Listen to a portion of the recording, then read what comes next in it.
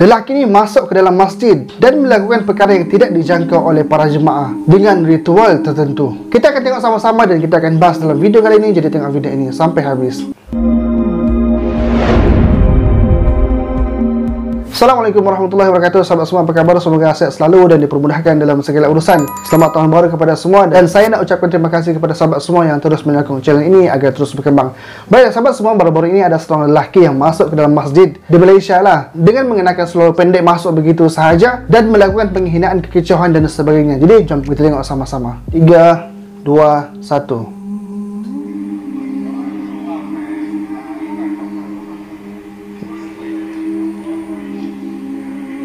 Kalau tengok daripada awal video ni, kita boleh nampak dia macam bercakap sendiri-sendiri tau. Dia macam berdialog sendiri-sendiri. Kemudian perlahan-lahan dia masuk ke depan tu. Korang tengok ah. Perlahan-lahan dia, lepas tu dia jalan ke depan, pergi tempat imam. Tu dia.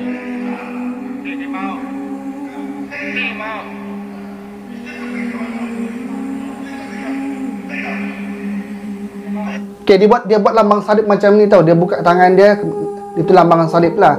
Kemudian dia sujud. Dan sujud ni sebenarnya pada agama lain ada juga, dan kita akan bahas dalam video lepas ni. Kemudian dia sujud lagi. Tengok sendiri.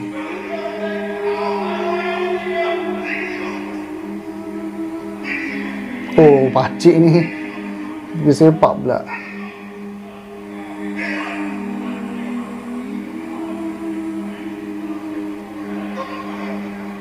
Kawan dia ni cuba. Oh, dia marah dah. Daripada video ni kita boleh nampak kawan dia tu cuba nak tolong lah, nak tolong untuk berdirikan kawan dia yang satu ni, baju hitam ni, supaya untuk keluar. Tapi dia berkeras.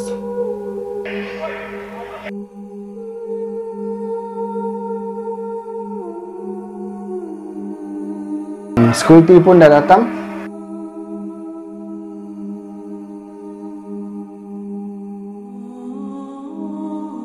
Oh, dia dah menjerit dah. Yang ni memang dah kecoh dah. Security dah datang. Jemaah pun dah rasa dah apa yang lelaki ni buat tak betul, dan dia nak diusir lah. Oh, yang ni dia jatuh dah. Security tu pergi tarik dia dan tolak dia sampai ke bawah. Yang ni berlaku dalam masjid tau, pada waktu subuh. Pakcik jubah kelabu ni memang lain daripada yang lain. Dah habis. Baiklah sahabat semua, secara zahirnya lelaki ni memang nampak kurang ajar dan sengaja nak mencabar umat Islam. Dalam diam dia menghina umat Islam dan dia melecehkanlah tempat ibadat umat Islam. Yang satunya lagi, dia melakukan ritual di dalam masjid, di tempat imam dan di hadapan umat Islam yang lain berada di situ. Kalau korang perasan dalam video tadi, dia ada sebut father tau. Jadinya lelaki ni yang beragama Kristian, dan sememangnya dalam Kristian pun memang ada ritual ataupun ibadah yang sujud, sebagaimana video ini.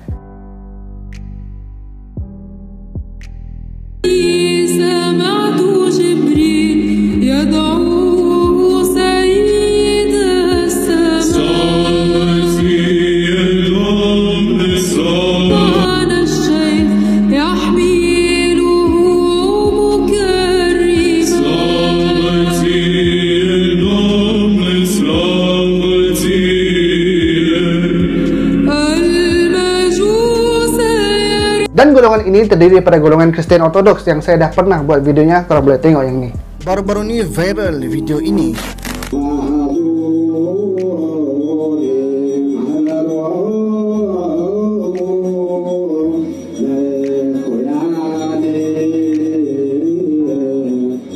Untuk pengetahuan sahabat semua, memang terdapat Kristian daripada Arab yang menyerupai umat Islam. Daripada segi pemakaian, bahasa dan beberapa perkara ataupun amalan, yang paling hampir mereka ialah Kristian Ortodoks. Ada perbezaan antara Kristian Ortodoks, Katolik dan juga Protestan dan sebagainya. Kristian Katolik berpusat di Vatikan dan menggunakan bahasa Latin, sedangkan Kristian Ortodoks menggunakan bahasa asli sesebuah negara. Kalau di Arab mereka menggunakan bahasa Arab.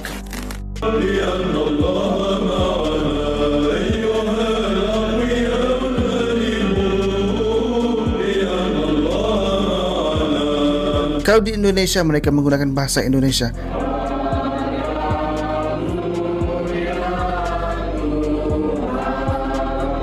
Dan tidak berpusat pada satu-satu tempat. Kebanyakannya mereka ini menggunakan bahasa Aramik, iaitu bahasa Nabi Isa. Dan Tuhan dalam bahasa Aramik pula ialah Allah, Eloh. Kalau dalam bahasa Arab kita sebut sebagai Allah.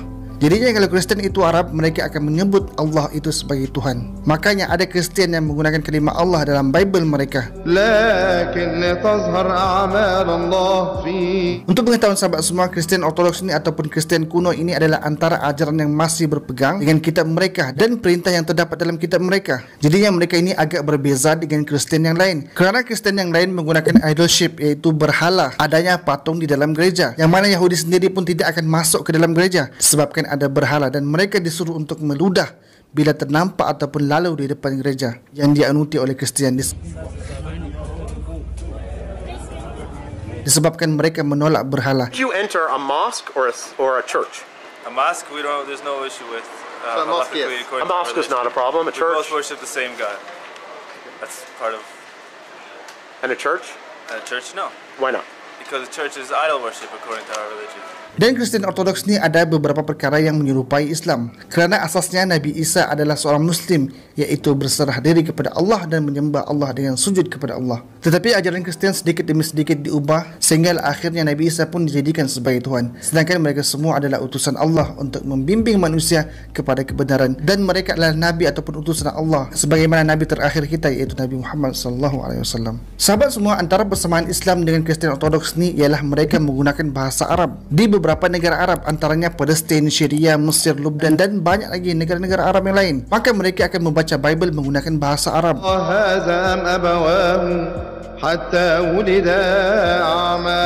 Bila kita dengar, maka kita akan menyangka ia adalah Al-Quran. Boleh keliru, dan kalau kita tidak tahu bahasa Arab, mungkin selepas mereka baca kita akan ucap Sadaqallahul Azim. Sebab itulah kita di Nusantara ini kena tahu kewujudan perkara ini. Dan bacaan bahasa Arab bukan hanya dibaca Bible sahaja, tetapi dibaca di dalam syair-syair, puji-pujian mereka, zikir-zikir, sehinggalah kita tidak dapat membezakan antara qasidah pujian kepada baginda Nabi Muhammad SAW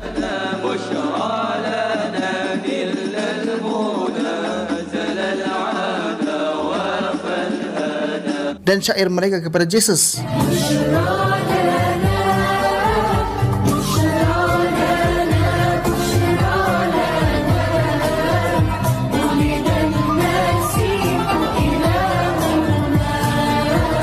Meskipun begitu, ada juga beberapa golongan yang sengaja menggunakan ayat Al-Quran yang dijadikan sebagai nyanyian.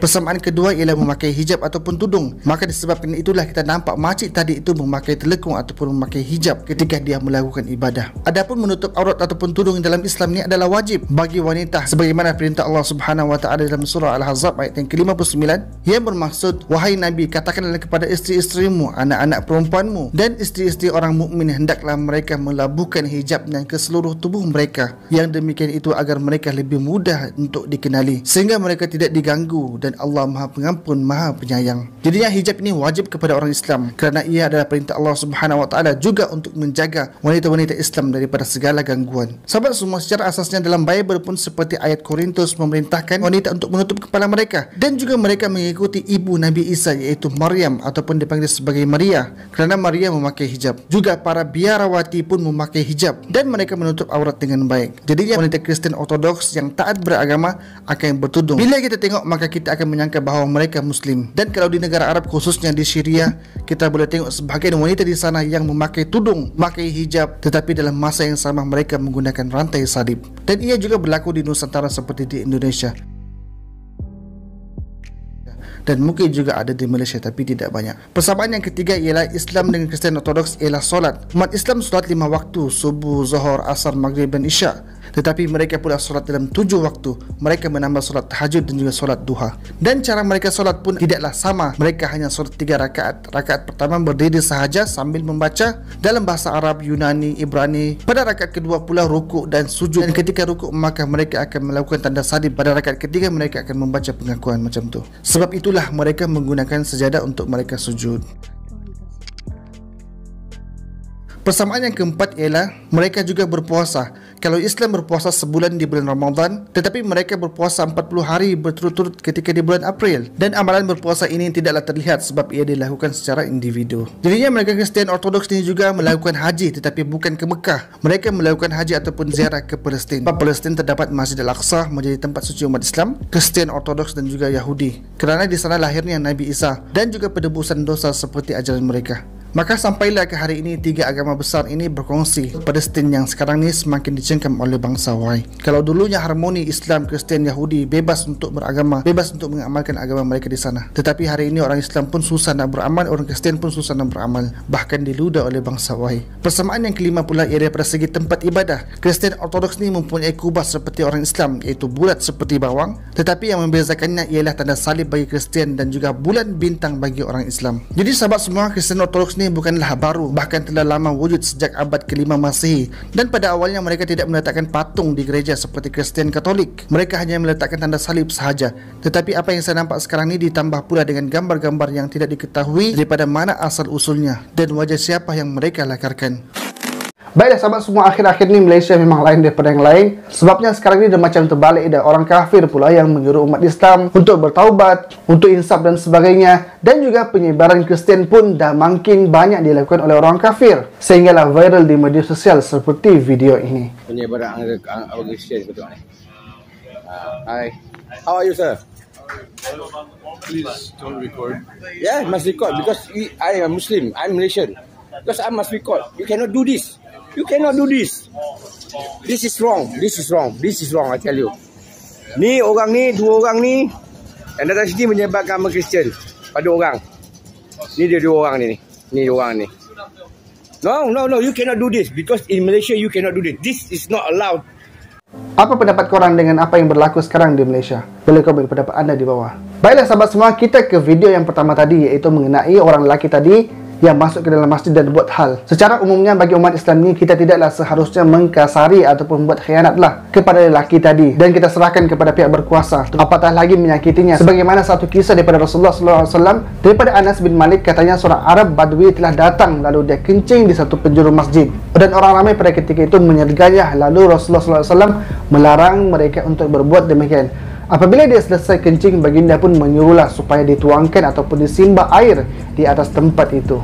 Dalam lafaz riwayat yang lain, Rasulullah bersabda, janganlah menyekat kencingnya. Kemudian Rasulullah SAW memanggil dan bersabda, sesungguhnya masjid-masjid tidak boleh sekali kencing dalamnya, dan tidak boleh juga ada kekotoran padanya. Dan sebenarnya masjid itu adalah untuk mengingati Allah, bersembahyang dan membaca Al-Quran. Sahabat semua, antara hikmahnya apa yang dilakukan oleh orang Badui ini di dalam masjid tersebut adalah untuk memberi pengajaran kepada kita mengenai kebersihan, mengenai najis, dan bila ada kekotoran ataupun najis maka kita segera bersihkan. Di sisi yang lain pula ialah Nabi SAW mengajarkan kita supaya berlemut dengan orang-orang yang tidak tahu mengenai adab, mengenai kesucian dalam masjid itu, sebabnya mereka jahil dan memang tidak tahu. Dan orang yang jahil ni dan orang yang tidak tahu ni diperlakukan dengan yang baik. Ada sahabat-sahabat yang tegas, tetapi Rasulullah SAW mengajarkan kelembutan itu lebih baik daripada kekerasan. Selepas apa yang dilakukan oleh orang Badui itu, maka Rasulullah pun memberitahu, mengajarkan dan menasihati orang Badui tersebut. Dan secara tidak langsung ia juga mengajarkan kepada kita semua bahawa bagaimana sifat baginda Nabi SAW